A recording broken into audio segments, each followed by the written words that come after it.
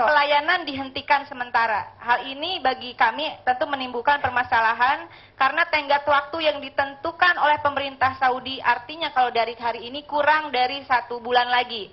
Diperkirakan ratusan ribu orang tidak dapat mengakses kesempatan amnesti tersebut. Peristiwa ini kami ingin mengatakan memperlihatkan kinerja dan koordinasi pemerintahan SBY buruk. Kasus TKI yang terjadi tiap tahun yang menyesaki kolong-kolong jembatan di negara orang, itu selalu terjadi hampir setiap tahun dan menjadi persoalan besar, isu besar, tidak hanya bagi Indonesia tapi bagi negara Saudi. Nah, tiap tahun persoalan ini terus terulang dan artinya kalau melihat apa yang terjadi sekarang, pemerintah SBY tidak punya strategi. Ketika pemerintah Saudi memberikan kemudahan, pemerintah SBY justru tidak memanfaatkan dengan serius. Lagi-lagi statement-statementnya justru sangat menyakitkan bagi rakyat kita sebetulnya dan akhirnya menjadi korban. Anggaran perlindungan WNI di luar negeri sebetulnya cukup besar. Ini ditarik ke Kemenlu 1 triliun. Multinya sekitar 4 tahun. Jadi per tahunnya itu 250 miliar. Ini setara dengan jumlah anggaran BNP 2 TKI selama 1 tahun dengan berbagai program yang harus dikerjakan.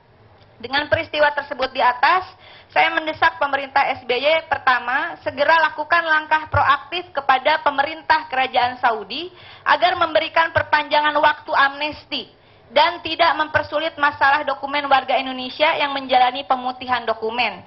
Ini sudah dilakukan oleh pemerintah India dan Filipina. Kalau negara lain bisa, kenapa negara kita tidak bisa?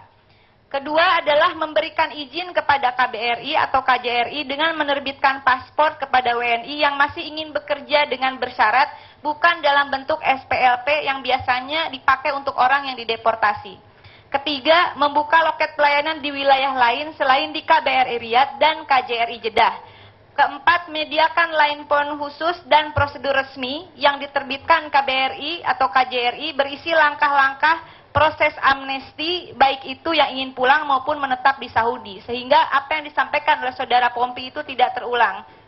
Kemudian kelima, melibatkan pihak keamanan Indonesia, baik itu intelijen atau yang lainnya, untuk mengantisipasi ulah para calo. Jadi ada indikasi percaloan juga ini di sana.